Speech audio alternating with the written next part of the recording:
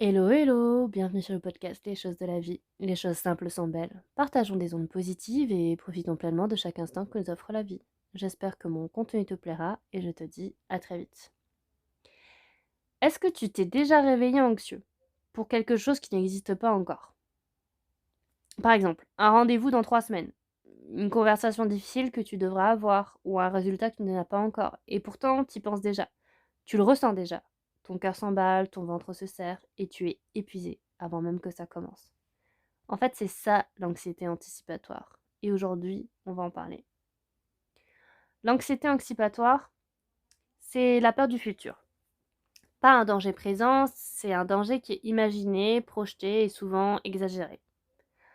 Alors, c'est pas la même chose que la simple appréhension. Tout le monde ressent de la nervosité avant quelque chose d'important.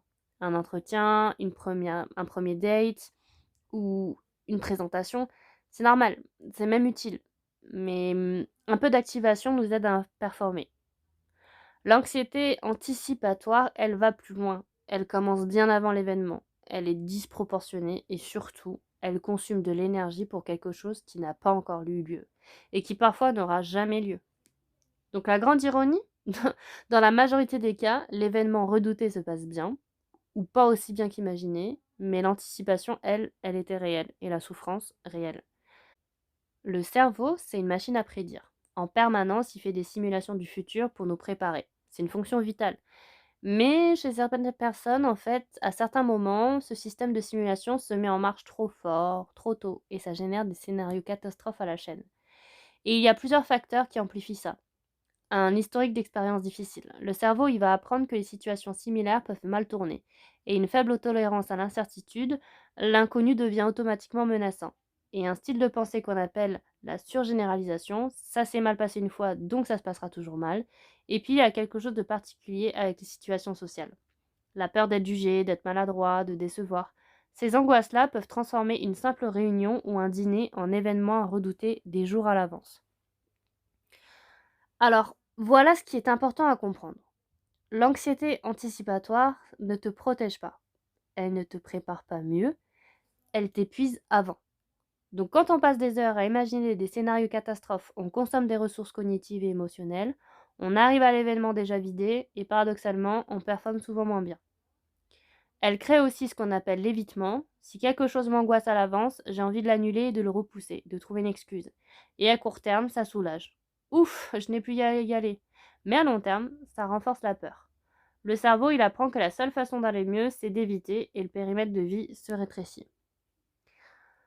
Alors que faire? La première technique, c'est l'ancrage dans le présent. Quand l'anxiété anticipatoire surgit ou on est dans le futur, un futur imaginaire. Revenir dans le présent interrompt ce processus. Donc 5 choses que tu vois, 4 choses que tu touches, 3 choses que tu entends, ça a l'air simple, ça l'est et ça marche. Je te conseille d'aller écouter le podcast sur les techniques de respiration et le fait d'utiliser la technique du 5, 4, 3, 2, 1 qui te permet de te recentrer, de te reconcentrer et d'être dans l'instant présent. Ensuite, la deuxième chose, c'est de questionner le scénario. Pas pour le nier, mais pour l'examiner.